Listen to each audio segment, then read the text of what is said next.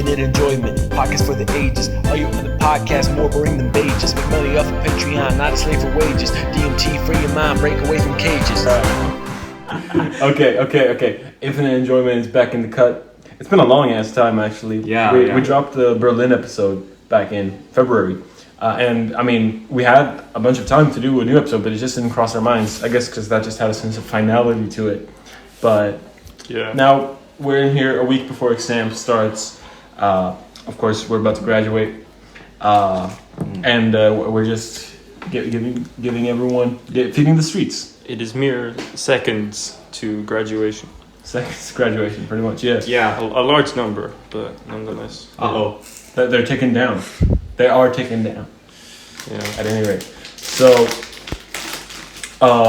we have like all kinds of stuff to talk about. Obviously, we can. Our main body of discussion is probably going to be related to the exams, but we're also going to talk about whatever kind of fun shit comes by us. To get the ASMR segment out of the way, I'm drinking Spike Brewery's The Game Who Dares Wins, 6.2%. I was introduced to these guys down at my cousin's wedding. They make great stuff. Follow them on Instagram. Wait, it's called The Game in reference to like the beautiful game? Or just the game? No, it has nothing to do with football. The game of life.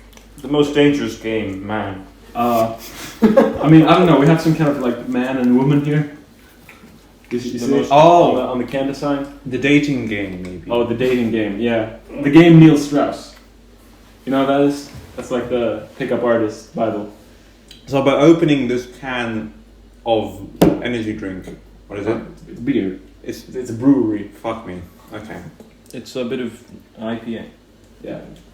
Indian Pale Ale. Mm-hmm. International Phonetic. No, I already said that. Sorry. Imagine if there were like breweries for energy drinks, like craft energy drink. I mean, it's factories. Craft like the cheese. No, I mean this is what you'd call craft beer. It's like beer, where it's like a group of people making it with like their hearts. Yeah. Beer craft. I think that's what it means. Essentially, beer that isn't from like a big conglomerate. Mm-hmm. Yeah. It would be hard to make like craft energy drink, I guess. Right. We have Euroshopper.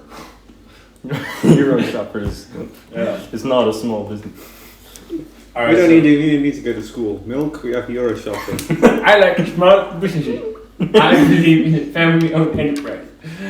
Yeah. All right. Bit of a callback there. Okay. ASMR segment. Got it. Okay, this is... Oh my god. Dude. There we go. There it is. Now I can sleep easy. Your compliment was sufficient, Kevin. Okay. Do you think anyone's listening to our ASMR segments to get to sleep? I would have to replay them. Yes, the ratio. Just keep pressing the 5 seconds back button. No, this is why you should make like a TikTok for shorts and things. Well, Every ASMR segment from episode 1 to episode 6. And we upload a new one with each episode. Oh yeah. I do think we should maybe look into uploading shorts as segments of the larger like like Netflix started to do like a couple of years ago or something. They put scenes from like less than 2 years ago. They started doing like a TikTok format where it was like fast laughs, where you just get like little quips from various shows. That is so stupid. It is very stupid. One could almost call it an infinite enjoyment part. Yeah. I mean, that is so the whole thing with the clips culture is that it's cannibalizing existing media. It's cannibalizing existence, man. But you can't just cannibalize yourself. That's not how that works. Eventually, you're gonna have to make something new, right? Yeah. I don't know. Maybe it's we're just milking. I mean, we've established that short form video sucks. Fuck that. Fuck that. Yeah, even in the first episode, we were talking about the ruin caused to society by the conglomerate known as ByteDance. Exactly. Man, this is extremely lackadaisical already, I feel like. What, the current podcast, this is more disorganized. This might be the first... It's like episode 1, to be honest. Yeah, bit of a throwback. Yeah. I mean, with 6 episodes, we're officially going to become like $1 Million Extreme World Peace. Because that had 6 episodes before it got axed. The $6 Million Man. Oh yeah, just like the day-to-day, man. That was typical British show. Yeah. I speaking of, like British shows are pretty short. Fawlty Towers. Yeah, exactly. Have I told you guys about the Fawlty Towers phenomenon?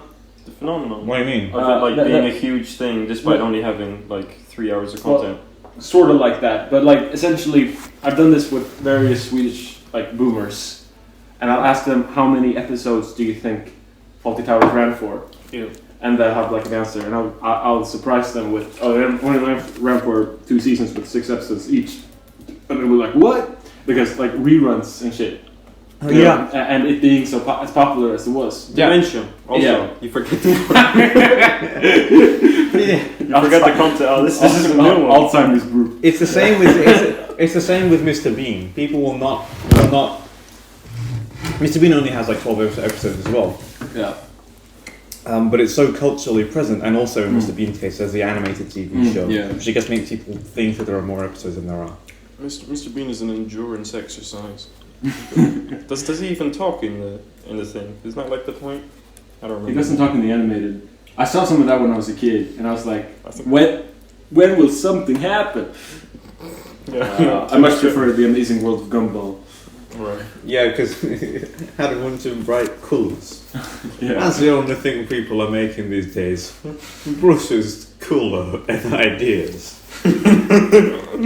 So, I've kind of begrudgingly, since we last did an episode here, I've become a fan of Hawkman's, the very famous YouTube series that I've been like vaguely aware of for a long time, and then I started watching it because I do find it kind of compelling seeing my favorite like actors and whatnot eat spicy wings. I also find the hustle and bustle of the big city quite compelling. Yes, it's great, isn't it? But like the host of that show, Sean Evans, he seems like a cool guy. You know, he asks pretty good questions.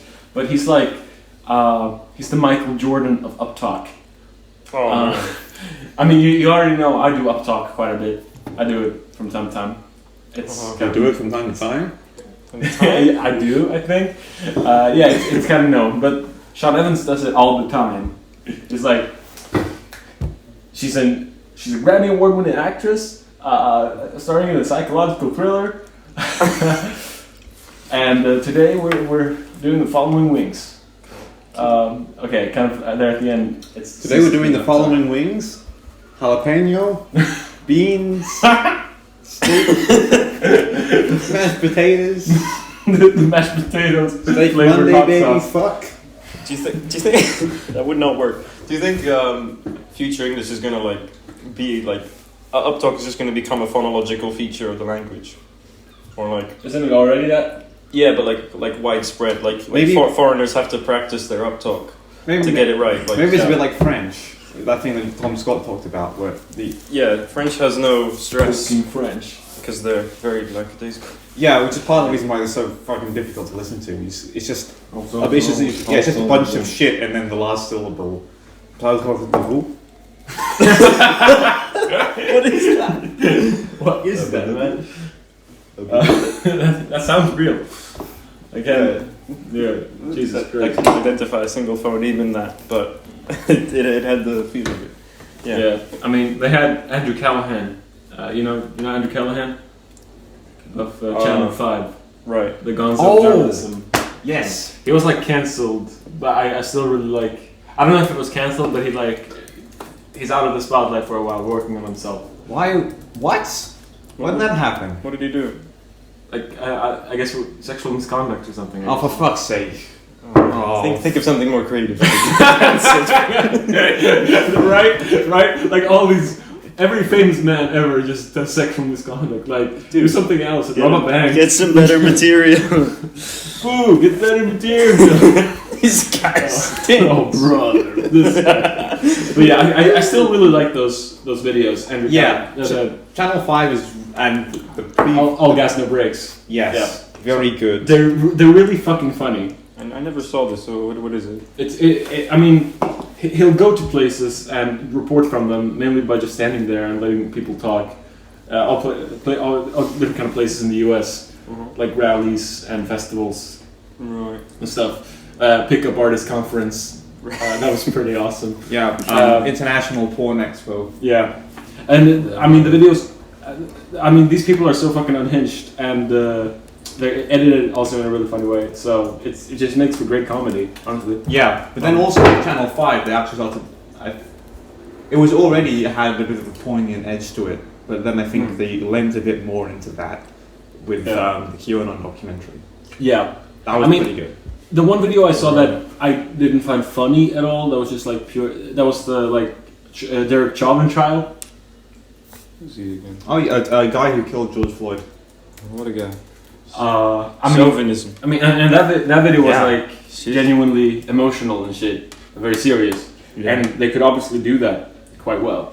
So yeah, I mean, he's no doubt a talented guy. And I met a guy. I met a guy at a party who looked a lot like him, and who had this polo shirt that looked a lot like the Russian Empire.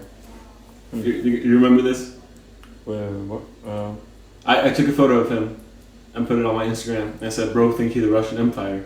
What was it? It was the flag, like the flag with the yellow and the black and the white. Well, that's a great flag. Yeah. And bro, think he a bee. Yes. Yeah. Utah. So I mean, it's kind of a meeting of two worlds where Andrew Callaghan is on Hot Ones.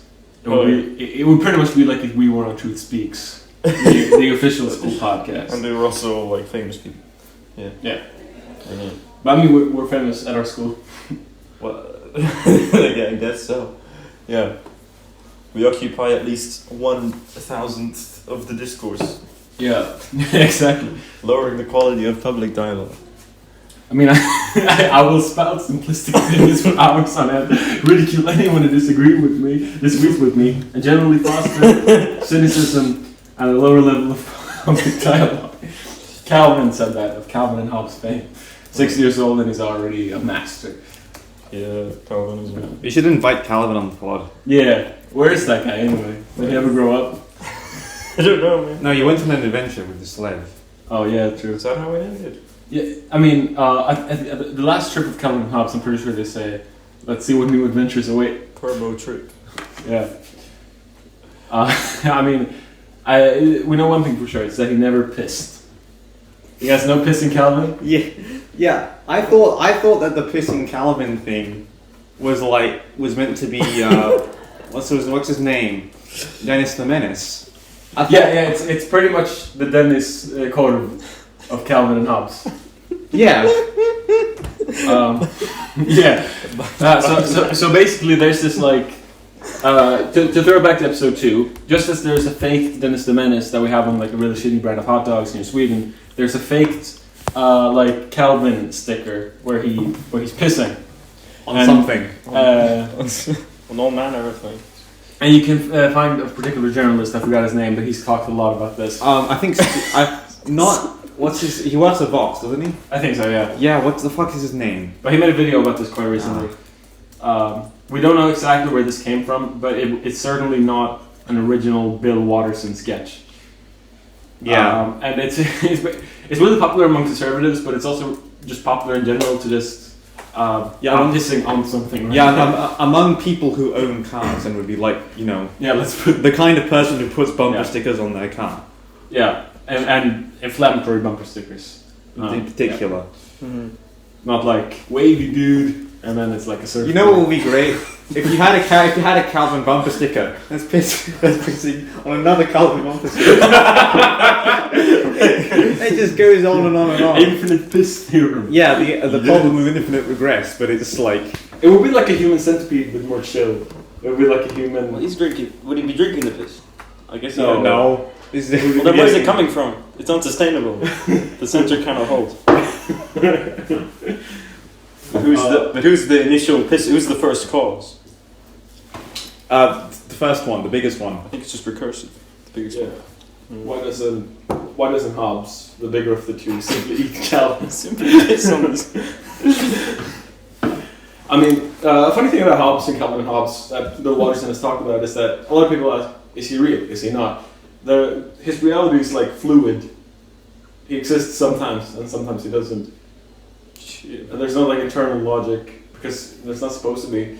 And I do kind of, I think Bill Watterson agrees with me on this. I do kind of resent the notion that kind of became popular in the internet age with like CinemaSins and stuff, that media should be like a logic jack-off session. Yes, true. You want me? As in, like, everything in TV has to make perfect sense. Yeah, and there can be no fantasy. There can be no, like... Yeah. Yeah. And that the point of, like, the enjoyment of the media is that it makes sense. Yeah. It's kind of artless. Surely you're against that, then? Yeah. Yes. But who are you accusing of this? Like, Redditors, 2010 onwards. What if they're all dead children? And CinemaSins. It's stupid. To a lesser extent, something like film theory, but that's I think if you're over the age of 10, you can realize that the criticisms that he makes of things are not in like they're not serious, but like children love doing this shit. Kids love it. Yeah, and I think this is also where a lot of hate of like contemporary art comes from. Yeah, it don't make no sense. Yes, exactly. They want to have a really logical experience, and they don't accept the idea that they can just feel something, and just have like a sensory appreciation of it.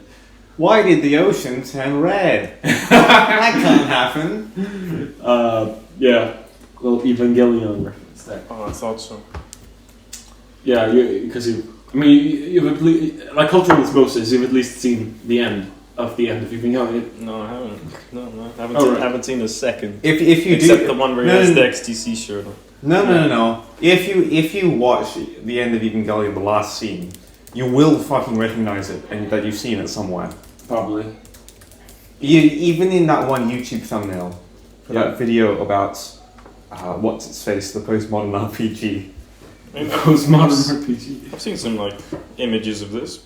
I mean, I think you'd really like Evangelion. Like, I'm an anime hater. Well, not entirely. I like some anime, but on the whole, I'm not like an anime fan. It's not like I'm gonna keep up with like fall season 2024 new animes. Yeah, it's incredibly. Like, I'm not gonna watch new animes. I'm rather gonna go through the annals of anime and watch new. What? New radio shows in Japanese every week. Every week. Yeah, but like, I'm into a few anime movies that are really good, of course, and a few anime shows. But like, I'm a whole not a big anime fan, but I recognize real when I see it. And you like NG. Yeah. Mm-hmm. You mentioned something like with this seasonal animes, right? Let's not get too lost in the weeds here, but I think that's really stupid. That it's eating. That this whole like fandom's like eating up more and more of its own time. Like, who the fuck has time to watch all these shows? Yeah, exactly. Why would you not go through the animes that you like heard a lot of good about that you like want to catch up with from the past? Why wouldn't you want to do that and instead just like watch the new shit? That's probably not going to stick in most cases. But it's just so much shit. How do people keep up with it? I guess it's like a little microcosm of society in general. Yeah, and in most of these animes, nothing happens. Like I tried watching. I watched the entirety of Miss Kobayashi's Dragon Maid. You guys are familiar? Disgusting. Literally nothing happens in it except for like the last two episodes where they try to get like plot in. But, nothing meaningfully happens except for tits. Yes, exactly. It's just like hanging around the house with tits. Like a lot of animes are just kind of like they're kind of terrifying to me, and like this should go somewhere sort of sense, because they really just hang around and like vaguely sexy things happen. That's like 80% of anime. I mean, that's just life, man. Yeah, life is one long YouTube shorts. YouTube long. I mean, one of those.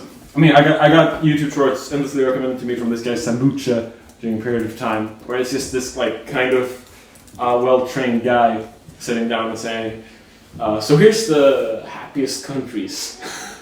Oh my god! So we have Switzerland. I like chocolate.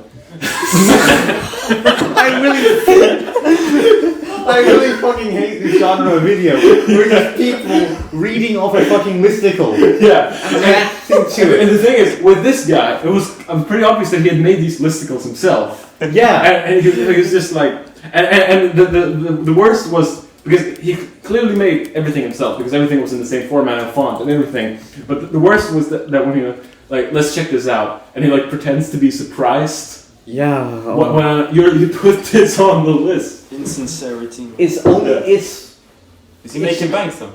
Yeah, like these shorts get like so many views. Okay, can we engage in this then, please? okay. As a What? business. Yeah, We'll look into this as a business venture. What were you going to say, William? What? Oh.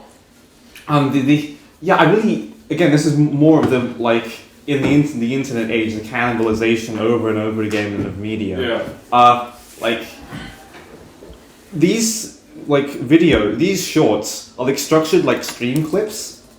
Yeah, I mean, it's mostly just guys sitting in their chairs. Yeah, So I exactly. guess. And it's so strange that like it's like not content. Yeah. You look at it and you gain fucking nothing. I mean, obviously that's true with a lot of content, but here it's so evident because it lasts 60 seconds. Oh. Fuck. I mean, I'm reminded of something Quentin Reviews said in a video once where he was like, a good strategy for getting a lot of views on YouTube is to make pretty much the same video every time. Because if you like make different kinds of videos every time, people just trust that a lot less. And I think that applies more than ever here. Also, about Quentin Reviews, I'm not sure why he like 2 years ago decided that he would only make videos that are as long, if not longer, than Safan Tango, the 7-hour Hungarian movie about like Nickelodeon shows. That's all he's been doing for the past 2 years. That is strange. And like 5-hour videos. Man. This is the opposite. They're like longer though. This is the opposite of the cannibalization media. It's like putting so much effort into something that it's actually kind of like embarrassing. I would not watch 7 hours of analysis on this, let alone make 7 hours of analysis on this. And like I remember back in the day, I would be like, wow, when a video was like an hour long. Mm-hmm. But recently it's become way more common, not just with Quinto Reviews, but in general with these long ass videos.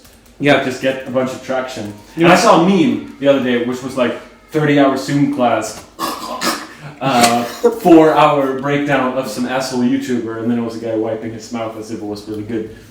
Jeez. Right. I mean that's true. And to be fair, I'm okay with long videos in the sense of like political analysis usually. Yeah, and some, it justifies its length. Exactly. But this is just I don't think any video can justify being 7 hours long. It's not this. A lot of it's like media analysis, but like, I mean, generally it's just been a trend towards like all of these individual creators. Anyone who makes like video essay type content, they've all individually been getting longer. Like Tantacruel did a 1-hour video now. Oh, is that the elitism one? Yeah. I mean that one I think is okay. I mean it's good. But in general, stop trying to waste people's time. That's my cry out to the void. Stop trying to waste people's time. It's a bad idea. Yeah. So okay, I remember back in the summer of 2021, like school had just been out. I was enjoying the freedoms, and Quentin came out with this video, The Reign of Fred Figglehorn, where he talked about the YouTube channel Fred. How long is that? That's 3 hours and 39 minutes. Oh my. And I was like, that's pretty funny. And I watched that and I was like, decent. It was pretty embarrassing though that in the end he tried to make the case that this was somehow like good media. Fred? Yeah. And he said, it's sad that cringe culture has kind of poisoned the well. Oh no! Oh no! And I'm like, if we just forget about cringe culture here for a minute. We could enjoy Fred. No, that's a good thing. Yeah. And then he came out with the original iCarly video, and that was fun because he had teased that for a while.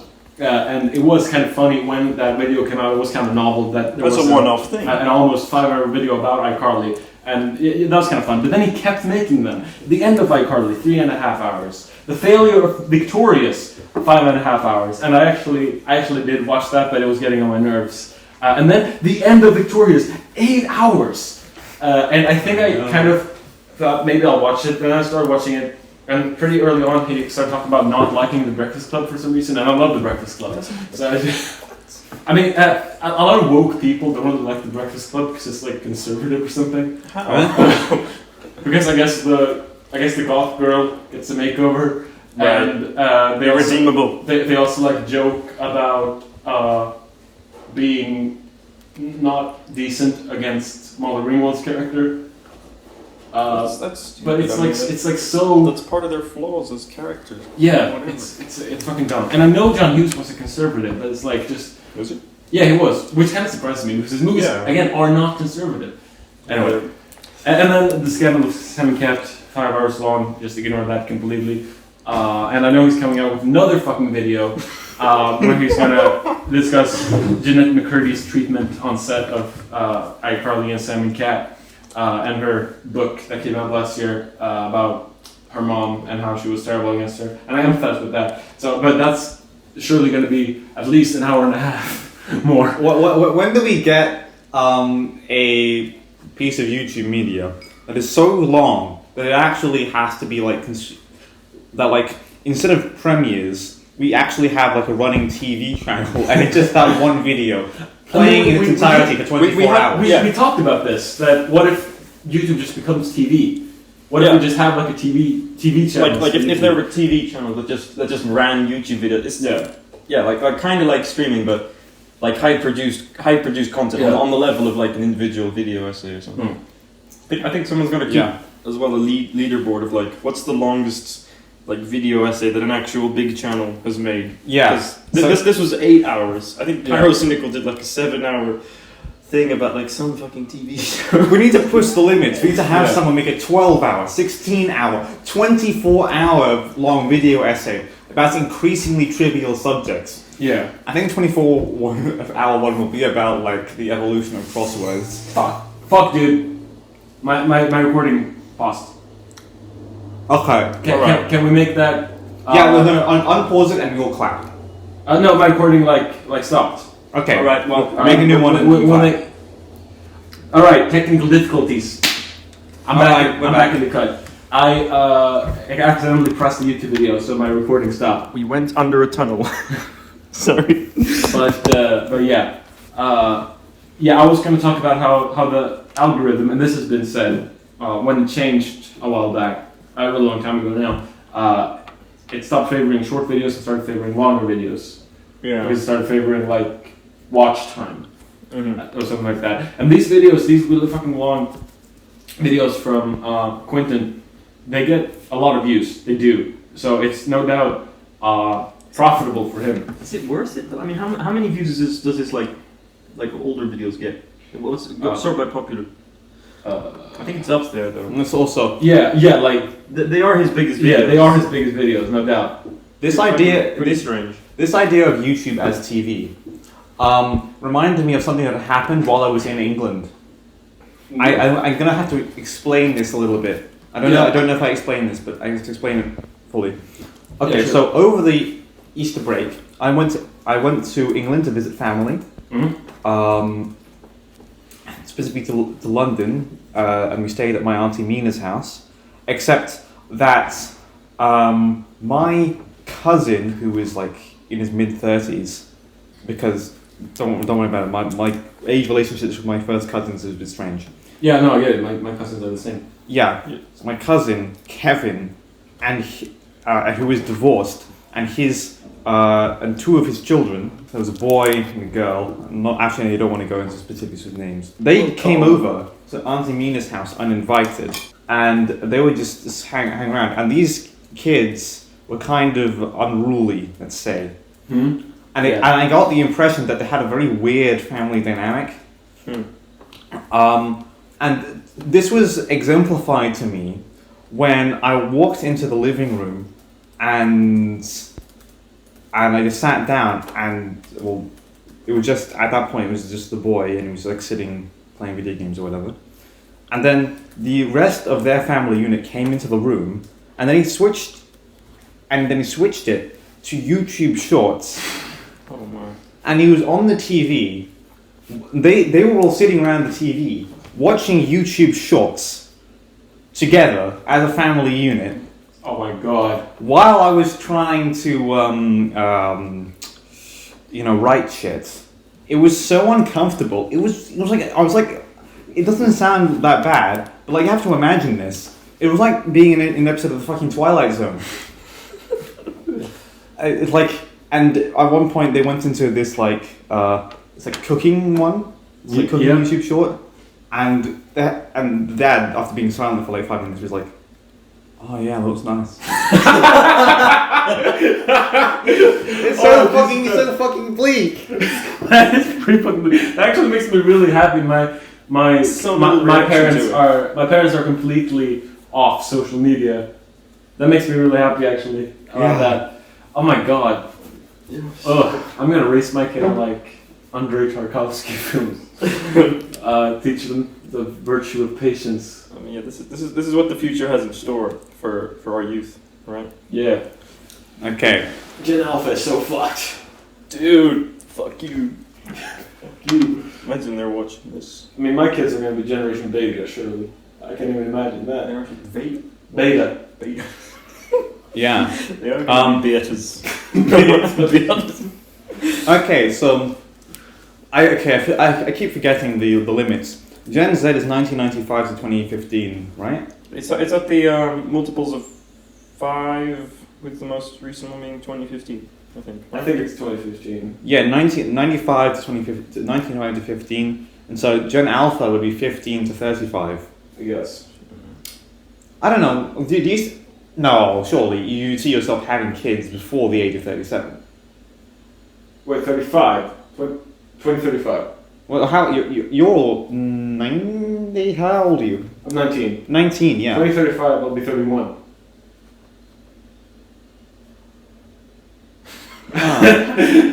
Okay. What? I mean, that's probably when I'll. Okay, that makes sense. That makes sense. That's probably around when I'm planning on having kids. Yeah, maybe a little before or a little after. Yeah, okay. In the year 2035. Wow. Okay. What do you think the world will look like then? That's crazy to think. Yeah, that's the thing. I've had this like almost my whole life. Even though, I mean, I don't know.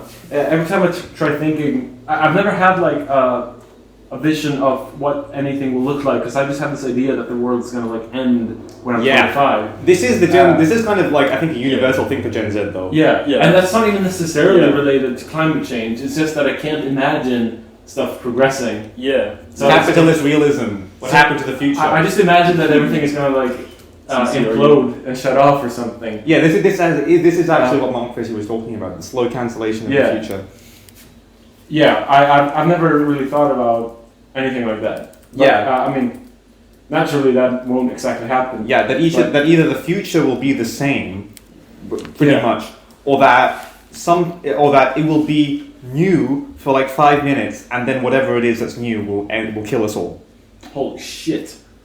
Which I guess is most applicable in my mind to artificial intelligence. I feel like that's what I think people are most anxious about in terms of technological development. Because like climate change is like a foregone conclusion. Like that's happening. Yeah, it does happen. Like, we've just all given up. Yeah, but that's not something that we're doing now. It's something that we have to fix. Right. Not necessarily, and it's based on this innovation of oil technology, which is like old news, whereas AI is new technology. Yeah. Yeah, true. So maybe your children will in fact be AI. Oh my god. Maybe they will be liquid humans. Yep. It's we have to get to that. So a while ago, I found this meme that made us all laugh like buffoons in a history class for a little while. It was this parody of like the liquid trees that was just like algae in a tub. Mm-hmm. Scientists create liquid humans, a tank full of water and nerve cells that could be an alternative to humans in an urban area. And this is a big ass tub full of like red shit. And to be fair, to the original image of the tree, of the liquid tree, people were being too hard on it. I think Jin Z also, in connection to this not being able to imagine the future, is really enthusiastic about shooting down people's ideas for the future, which a lot of the time is good, actually. Yeah. So for instance, all the gadget barns that Elon Musk tries to invent, it's very funny when people point out that he's just inventing a worse train, and trains have existed for like 200 years at this point. However, liquid trees are actually a good idea. It's in Belgrade where this is like I haven't seen like the justification for it, but I have no doubt that it's an idea. Well, because trees, they're like big and they require maintenance. Yeah. So like if you have very narrow streets or like you can't get down there. And this would like photosynthesize. Yeah. I suppose it does kind of raise the problem that someone could like throw a rock at it. Oh my god. I mean, surely they would have to get like protective fibers or something. I mean, just put it underground. Some vandals come in the middle of the night and steal the liquid tree. I mean, And they put fish in it. I would like this in my house. Surely a fish would die in that. Oh yeah, yes. It's Anyone gonna be would a die. algae. Yeah. it's gonna be totally toxic. Also, yeah. Well, imagine that. It's an aquarium. You just have a little aquarium for no reason. Oh my god. I mean, flying cars and all that. Flying cars, yeah. That's another thing with Gen Z. Like, Yeah. flying cars are obviously a bad idea. However, the ethos of a flying car. Yeah. It's The more previous- about what a previous- flying car represents. The previous generations had just like tried to just think about that, but nowadays we realize: one, flying cars are a bad idea. Two, normal cars are a bad idea as well. Yeah. Fuck Fuck cars. Fuck cars. Slava Ukraini. Ukraini. We had to do it. Have you guys seen Cunk on Earth? Yes. Oh, my sister yeah. has. My sister has seen yeah. Cunk on Earth. I mean, it kind of reminds me of how in every episode they'll reference Pump Up the Jam. Oh, right. They like make a tangential connection to a Belgian techno anthem, Pump Up the Jam. Yeah. Pump Up the Jam. Yeah, I feel like I'm not sure that I've seen clips from Cunk on Earth, and I kind of feel like I wouldn't be able to sit through like half an hour of it. Yeah, exactly. I mean, the original format of Cunk on Earth was a part of, what was it, Charlie Brooker's Weekly Wipe or whatever. Yeah, I mean, Philomena Cunk I saw as a child. has appeared in several productions. But I mean, look, Cunk on Earth, I kind of enjoyed it. I mean, it's 5 episodes, British. I did enjoy it more though when it was just Philomena talking, when she was like talking to like the experts and stuff. And they pretended to be shocked and shit. That shit felt pretty cheap. The interviewers, like, I believe there was a comment that was being a bit mean. I didn't really appreciate the whole like conclusion. But basically, they were arguing that those segments are basically trying to ape the Ali G show. True. And more generally, Sacha Baron Cohen. Yeah, I feel like Sacha Baron Cohen does that way better. Yeah, especially because with him, I think he often does it like sincerely, that the people are actually shocked by him. Yes. This felt way more calculated. Yeah, because and also because like there's nothing inherently shocking about a person being an idiot. Yeah, whereas Sacha Baron Cohen will just like say something unhinged. Exactly. And Borat is a comedy masterpiece, I think. 9/11 was a national tragedy. The greatest geopolitical tragedy of the 21st century. Yeah. Oh my god. It's very Americanized. Well, I did like one of the interviewees, which was that guy who talked about like the warheads. It was like The candy? Philomena was like, well, it's good that we don't have nuclear weapons anymore. Oh yeah. The guy was like, well, it depends on what you mean by we. And then Philomena started crying, right? Oh, yeah. She was like, can we talk about something a bit more cheerful? I was like, anything you like.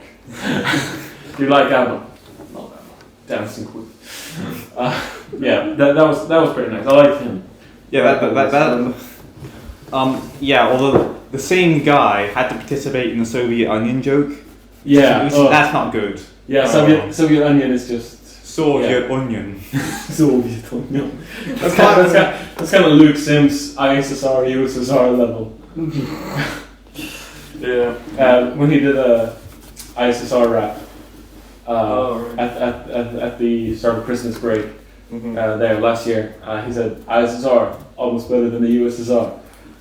I mean, I did a way better ISSR rap.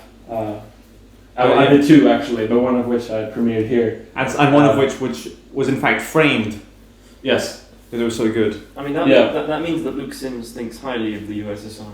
Which I is, mean, clearly that's a joke. he does. He's a comrade. Your dad calls my dad comrade.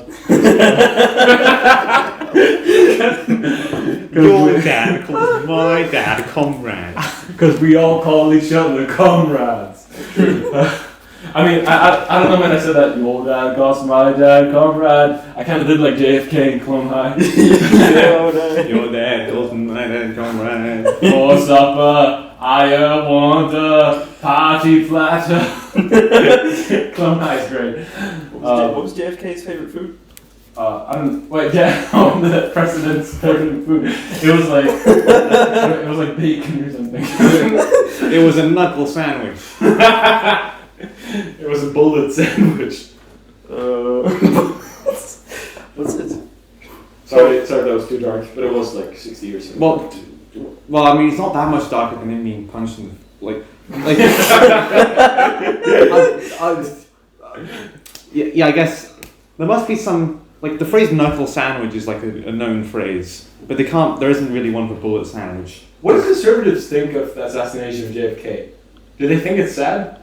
I think they just like kind of gloss over it, a bit like JFK. Yeah. No, it's a bit not JFK. Yeah, well, that's a bit like MLK. right. But it's more, as in like some of them are against MLK, but like mostly they're just like saying, oh no, it's nice.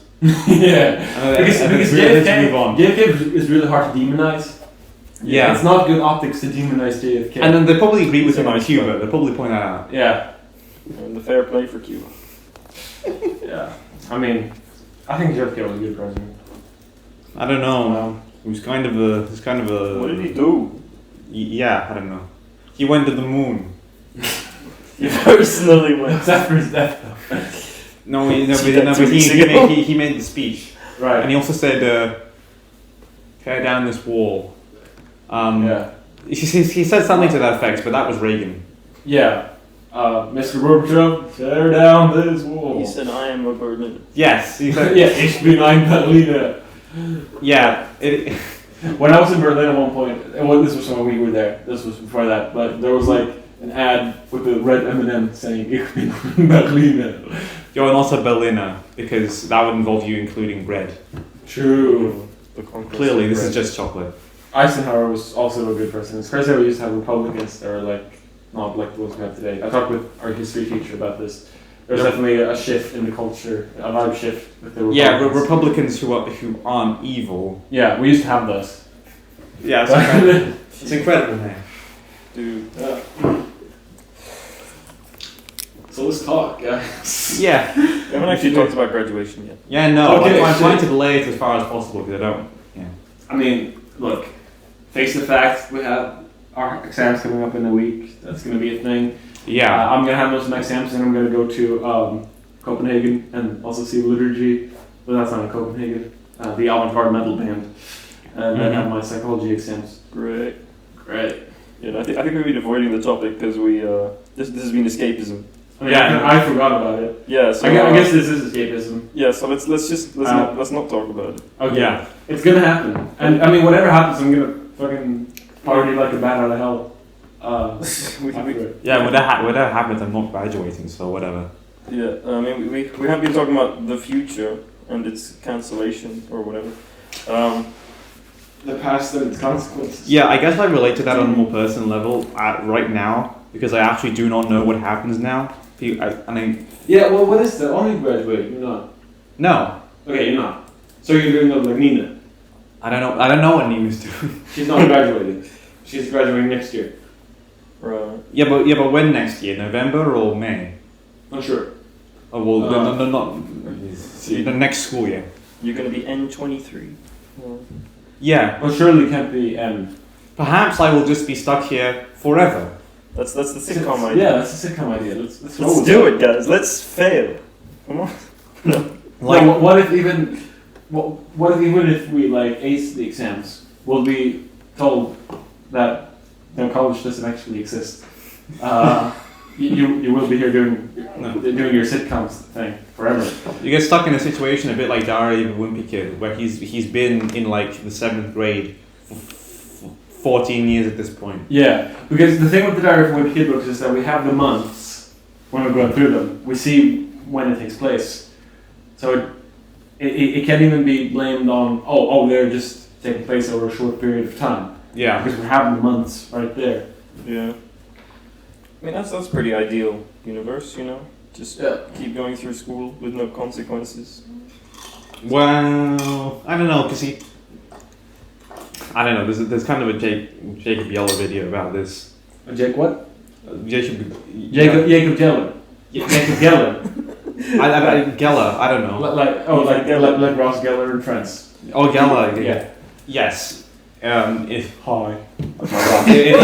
In which he talks about the works of the animator Don Hertzfeldt of Rejected Fame. It's Such a Beautiful Day. Yes, that too. Yeah. And also, and more specifically about his Simpsons couch gag, in which the Simpsons, which is basically satirizing how the Simpsons continue to live forever, and become eventually just like degenerate over millions and millions of years. Right, that one. I mean, I think that's part of what makes sitcoms like The Simpsons so compelling, if they're well written, that is. Yeah. Because you can just be sure that it's gonna be the same forever. Yeah, can't we just have for once a sitcom that's honest and just has immortal characters? As what? Immortal characters. Immortal. Yeah, that would be. Because awful characters have. Actually, you know, there is one thing that I think fits the bill, and that would be Football 1776. I wouldn't call that a sitcom, but it is. But effectively, the 3 protagonists are like robots. They're like space probes, and they just like they just watch random shit that happens on Earth. But everyone on Earth is immortal, and it's been 15,000 years. So now they're all really bored and just playing like increasingly ridiculous games of football. That's effectively just the premise of this. It's just called 17776, but it's also known as what football will look like in the future. This will be football in 2020. Yeah, I think it's good. I read it once, and there's also a sequel.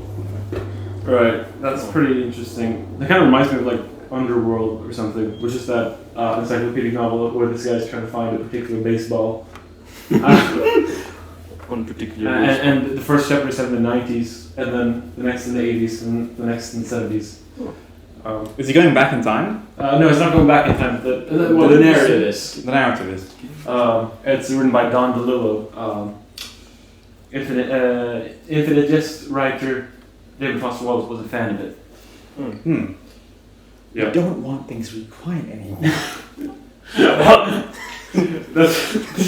That's pretty great that you internalized one David Foster Wallace quote. Well, yeah, because I've actually heard it in a few more places in video essays than this. But it's also just a pretty notable concept. I don't think it's particularly new, but like as new as he says it is. But like it's just like worsening. It's just a characteristic of modernity. Oh yeah, Dave's class came into my class with Carl last Friday. We just had class together. You linked up. Yeah, that was pretty fun. And I realized Dave's kind of delightful. He is. He's I didn't appreciate that. Dave Ziringer? Yeah. Ziringer. I mean, it might be that he's not great in like big doses, but in small doses he's pretty fantastic. You want him to be slices or like. You can't have half a day. You need the whole package. You want to grate to the big cheese. And at the end, I asked him, which I had planned to do for a while, if he had read Infinite Jest, and he actually hasn't. But he said that Carl had put him on to David Foster Wallace with the Consider the Lobster essays and stuff. What did you think of those? And he liked those, and he said, well, I like his non-fiction, so see if I like his fiction too. And if you read it and you liked it, I'll be checking it out. Cheese is good too. Yeah. So I put him onto that. And that was really nice, just talking to him. And like interacted with him in forever. Yeah. Just conversations with teachers. That's like just like a thing that happens, isn't it? Yeah. Shout out to that concept. Yeah. I feel like, Ernest, you said at one point that me and William do it, but you don't. Yeah. Conversation with teachers. I don't really anymore. You sometimes like stick around after like TOK or something. Oh yes, you did do that. Yeah. No, I mean I was thinking of over lunch. I haven't done that since like middle school. Right. Oh, I wasn't talking about lunch. Although in M10 I did have lunch with some teachers. That's a gallow. Me and Cerudis and Dave talked about the concept of like hard bread. Knäckebröd? Yeah. Well, that's just some philosophical concept, like hard bread. Unbearably light. Yeah, it's a. So, what is a breadwinner? You have to differentiate between the hard bread and the soft bread. Is it that new take? No, this is Joke Liverpool from the day to day. What is politics? What would it look like? If bread was real, what would it look like? A cube, but with all its corners on the inside. And he recently tweeted about Chicago, where he ridiculed everyone who lives in Chicago. I don't know what he meant by that. What did they ever do to you, man? I think he's just at this point where he just recognizes himself as an agitator, so just expresses hate or whatever. They get traction. Yeah. He is overtaken by his Jungian shadow. Archetype, animal. So add it in that order. Perfect. Yeah. Free guy. Perfect. That's also a weird way to analyze film. Yeah, archetypes and shit. Yeah. Okay. So for those unaware, there's this great Jordan Peterson tweet where he's like taking a break from being sad about everything and I went and saw a movie for the first time in forever. Free Guy.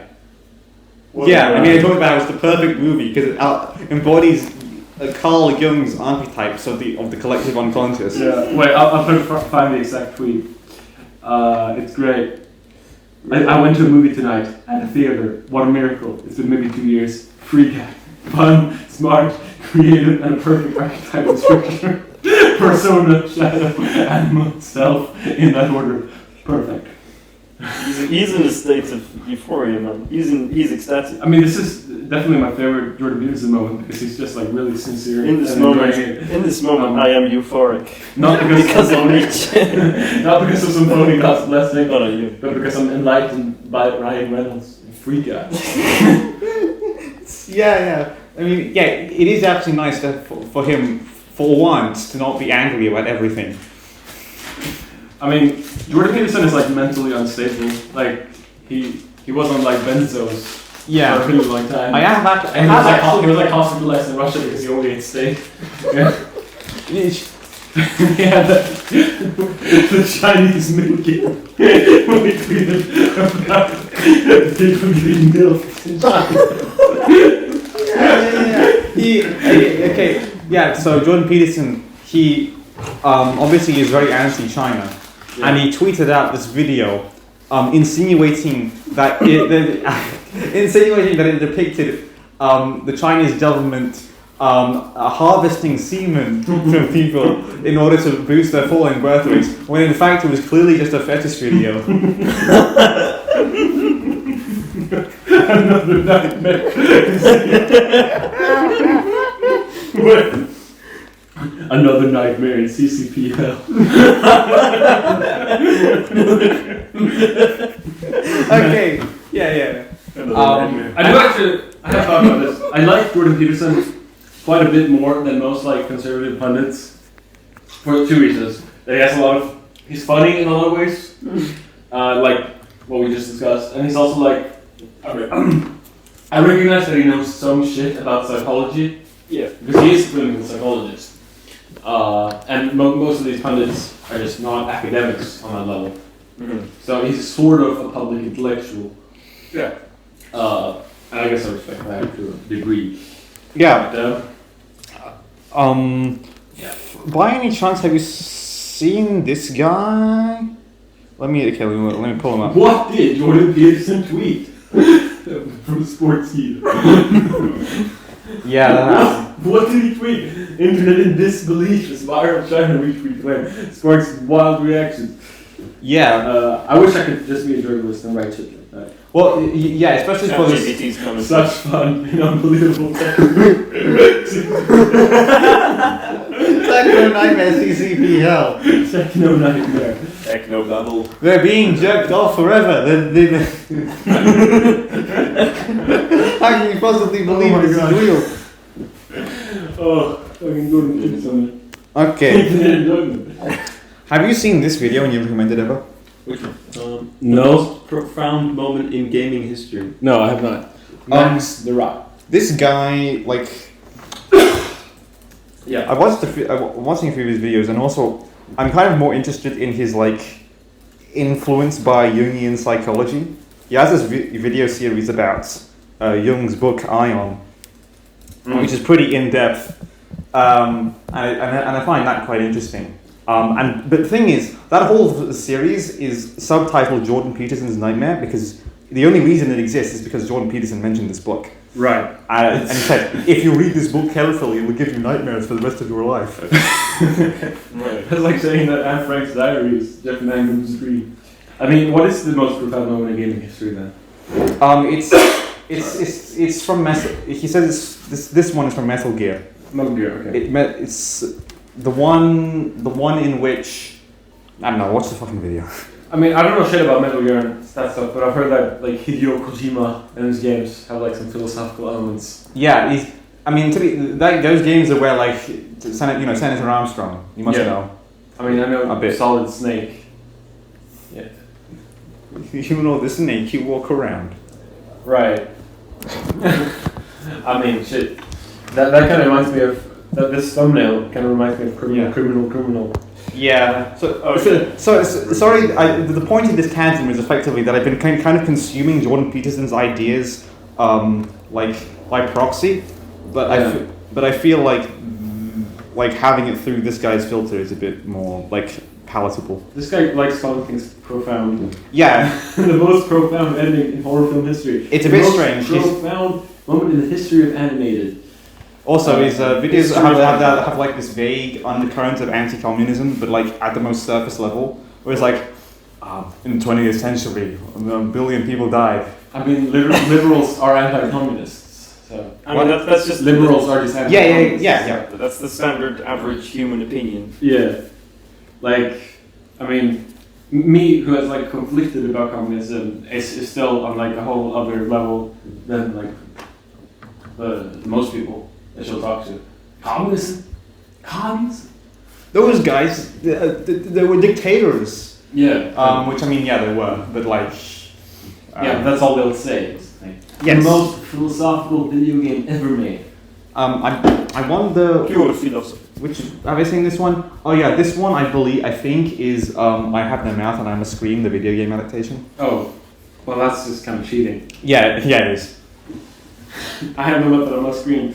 Or it's some other one, but yeah, whatever. I said when I told you guys about when I got really drunk and then got some snooze and I was like fucking high for a bit. Shit. While I was on that bender, but before it went down, I just kind of said out of nowhere, "I have no mouth and I must scream," while I was standing in the kitchen. You got a mouth, man. Yeah. No, I mean the fact that you were able to say that. Yeah, exactly. It's kind of a self-disproving statement. And it's also This statement is a lie. in a reaction video against the Little Joel video that Little Joel clapped back on in a really bad reaction video. These guys, when watching this video that they found incomprehensible for some reason, even though it was very much comprehensible, they said, "I have no mouth and I must scream." Oh yeah, They said that. There were reactions. Yeah, there were reactions just like some video of like a leftist explaining their position, and these guys are on stream like, I have no they hear the phrase, LGBT people in society sometimes face disadvantages, and it's like, what is this guy saying? The words they go into my ear and they come out the other end. Just don't get it. Yeah. I mean, I don't even know I have no method of much feelings about. Well, I've like sort of understood it, but I don't know the plot. It's about blobs. It's about worms. Great. People really be having mouths and saying that. Yeah, that's crazy. We'll surely cut this part out, right? No, it's fine. It's fine. Well, you'll know in the end. Yeah, you have the executive power there.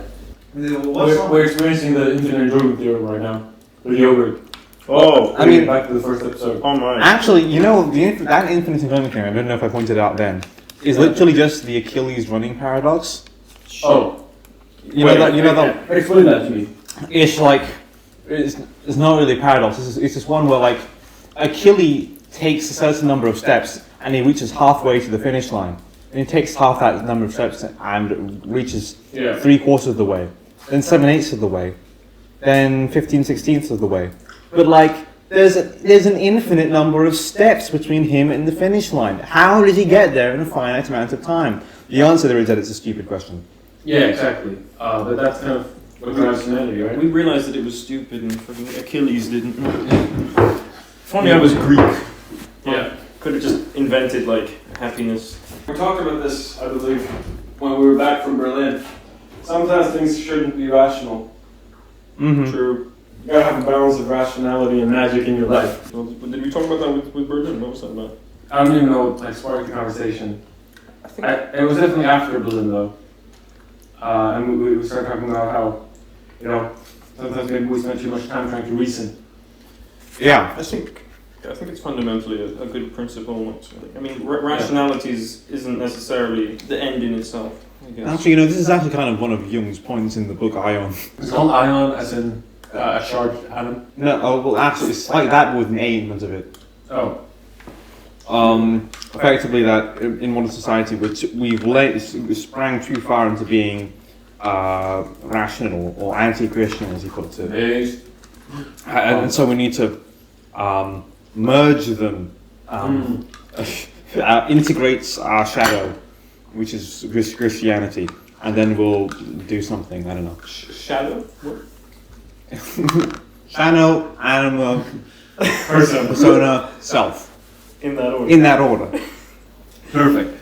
I mean, look, rationality can be good for a bunch of things, but not everything is rational. So, strictly being rational is kind of doomed to fuck you up. Crazy how these dudes came up with it like 100 years ago, and there's still Reddit or atheism. Like, what do you think? I think our atheism is like a result of a kind of not having purpose as a man. What? Well, you contextualize a lot of things in like Well, man and woman. Okay. So I don't think that applies to everyone. That's kind of my thing. Okay, but why That's your is it personal a struggle. man thing? I mean, our atheism users are men, right? Fact. Yes, but it's not. I mean, yes, generally, but I don't think there's anything spiritually about it that. Well, I mean, I guess rationality. To surrender myself to Petersonian classifications is kind of more masculine, more of a thing that men will want to do. And they reject God because either because they have bad experiences with religion, or because they grew up in a secular environment with like a bunch of technology and shit. But they don't only do that because they're social outcasts. Yeah. So therefore they channel their energy into hating God, and therefore are atheism. Yeah, actually hating God. Well, this doesn't exist. Yeah. I mean, one shouldn't believe that our atheism is just for not believing in God. If that was the case, it wouldn't be a community. It is for hating on the concept. Kill them all. It's kind of like men going their own way. How they still talk about women all the time, so they're clearly not going their own way. Yeah, when really they should really be arguing that women don't exist. Yeah, precisely. I do tend to contextualize a lot of things with men and women and getting sex or not. It's kind of how I think about things. Yeah. But there's plenty of approaches to take within philosophy. Remember the chocolate trick? Yeah. Oh, That's pretty much the infinite enjoyment view. that's an ancestral. An ancestral gift. Christ. Do you think imagine that? Do you think in the future people will still be using the graphical interchange format? Oh yeah, that's what it stands for. I mean, I for a while, surely for a good while at least. I mean, people still use GIFs. They're still fun. I wouldn't know the first thing about that. It's just a moving image. Just like in Harry Potter. Right. It's magic. Thanks, JK. Seagull aspect though. Thanks, Joanne. Thanks, Obama. Biden, Harris. I think that there's something kind of like interesting about going back to like the aesthetic of different presidencies. That's Yeah, true. like looking at how different the climate used to be. I guess the thing is Biden versus Trump and Hillary versus Trump are really not that separate. Yeah. Yeah. And also Biden versus DeSantis. Like that whole era. Are we sure it's gonna be DeSantis? I really fucking hope not. It's crazy how It might be. It very well might be DeSantis. But it remains to be seen if the Republican Party can stop itself from imploding. Yeah. Imagine if I fucking hate DeSantis, by the way. Like he's worse than Trump in my opinion. He's like a worm, a little snake. Yeah. Yeah, not a big fan of Ron over here. But anyway, that thing about being nostalgic for past presidencies kind of reminded me of an insight I had recently that struck me as kind of profound, but I haven't shared it yet. I realized why I get so nostalgic even about mundane things. Mm-hmm. It's not really about the things themselves, but it's about like what succeeded them. It's that knowledge that I would go on to have like a comfortable life, that things would turn out okay. So having that in front of me, that's why I get nostalgic over them. Yeah. Okay. Yeah. Because the concerns of the day kind of melted away and they became the concerns of the present. Exactly. Yeah. It's interesting. I mean, I guess. Right. And like. And that struck me as very true. So that's. And you saw that it was good. I saw that it was good. Do you have an example? No, like I get excited for, I get nostalgic for a bunch of things. Sometimes things that one would be nostalgic for that are particularly good, but sometimes just like really mundane things. Mm-hmm. Yeah. And Obama. Yeah, like the Obama presidency has like the thanks Obama stuff. And that's been memed a lot. Yeah. And like. The last year he said it was 47. This year he said it's 48. Which is it, Obama? Like fucking sitting on the 7-hour bus ride on the way to the jamboree. I'm done. The country jamboree. I mean, I don't have much nostalgia for anything in the past, like, just a few years, I would say. I guess I'm more of a romantic. Yeah, we know that. We've been through that. I guess sometimes there's like things that make you feel that we can point to and say, yeah, it feels like the world ended here and became a new world. Like for me, 2016 was a turning point. People do say that a lot. So but for me, because I moved to Sweden. Oh yeah, I But guess also, of course, all the political changes that were happening. That was a turning point. But the world, and then, like, especially you could also see this in meme culture a bit. Meme culture was pretty much the same, I think, continuing 2016, 2019. There was kind of a continuum, and then, of course, 2020. I think it would have happened anyway, but I thought that the turning point would be the fact that Flash Player would stop being supported. I think that would be like the big defining event in the 2020s. That's crazy. Culturally, at least in the beginning. Right. Yeah, and that wasn't right. Yeah, that wasn't. Bit off. Yeah, so everything after the pandemic years, I think most people feel like this. It goes kind of a blur after that. It's all coming together. Yeah. It's definitely all one period. Everything's been static since then. Yeah, but I've had some nice stuff since the pandemic. Obviously, before the pandemic, I was very young. I was still very young, but I was even more very young before the pandemic. So I feel like since the pandemic sort of ended culturally, I've had some of my best times. It's pretty crazy how that's like. It feels strange that that's like an event in life now. That's like a younger. That I was like a younger person before the pandemic. Yeah, I remember at the time being there like, oh, this is just another event. Yeah, this. But now it's like a full-on thing in the past. Yeah, and I was like, I remember talking to people in English class, being like, the thing, this virus is just gonna be like SARS. It's it's just another coronavirus like SARS. It's probably not gonna go anywhere. Christ. I remember that thing. I thought so too. Like when I heard the first things about it, I didn't think much of it. Like, crazy. And then it's just, oh my god. Oh my god. So like, Look at the It's subtle pretty- infection rate. we're pretty deep into it now, is what I'm saying, and we're talking about some profound things. I don't think we're necessarily talking about profound things here. I just like stuff that's happening. We're just in the songs. I think my nostalgia thing was good. What, Yeah. what do you think is going to be the next thing? I mean, obviously, Next thing. obviously, in 2019, no one could have predicted the pandemic. Like, could have said completely that would happen, but so 2016, 2020. There's 4 years, both election years. What if hear me out, DeSantis, Trump, Biden, Civil War? I knew you were going to say Now. that. I knew it. Sometimes I just wonder what it would look like if we literally got headlines where it said the world is ending. Oh my god! Oh no, I want that to happen, but like without the world actually ending. No, I think it'd be nice. Well, not nice, but it'd be like nostalgic. You know, if the U.S. had a civil war, you know, I could go to fight there, and then I'd write like something like homage to Catalonia. You saying it's nostalgic kind of reminds me of like that one tweet about like Ukraine being such a vibe. Ukraine is a vibe. Yeah, Can't we just have some good old war, you know? And then we. I'm gonna try and do an That's impression. basically what led to the First World War. Yeah.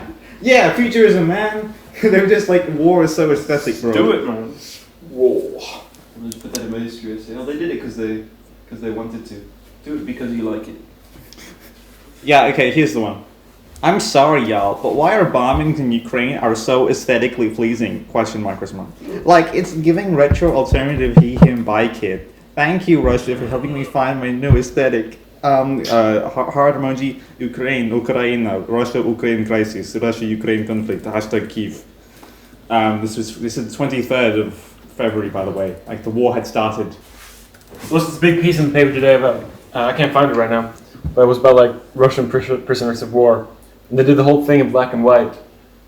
It felt like they were trying to make it kind of... They're trying to make it a symbol for all the war journalism back when war was good.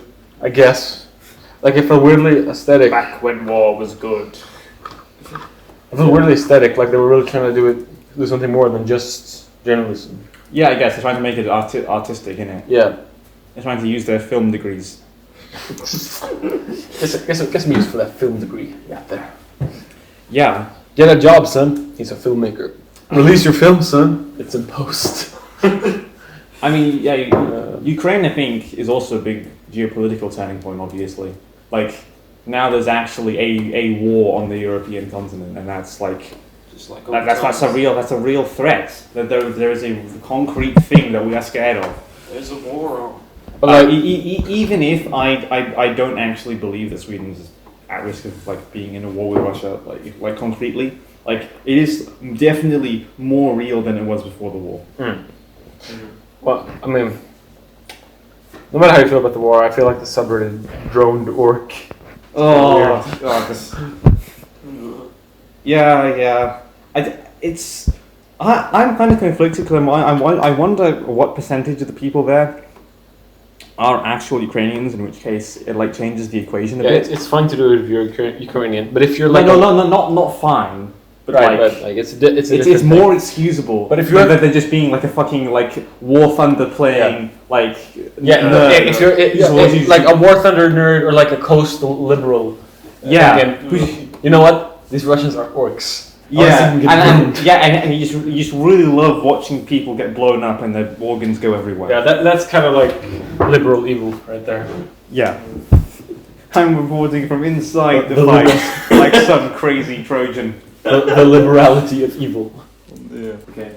I mean, should we end here? This is like feature film.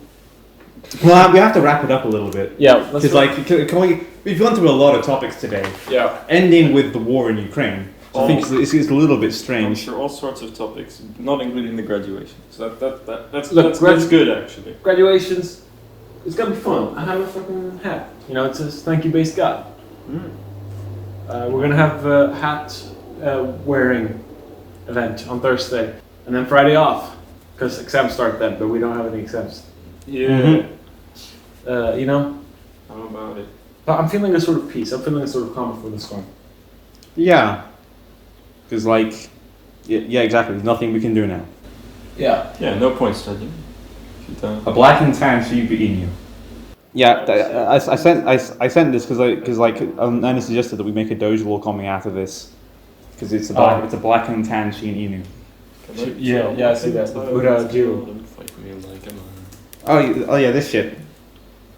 Yeah, that's great. We should put that on the screen for y'all to see. Right, yeah. Essentially, it's a conservative type meme where on one side we have me in kindergarten flexing it up, as you can see, and then me in distress on the other side.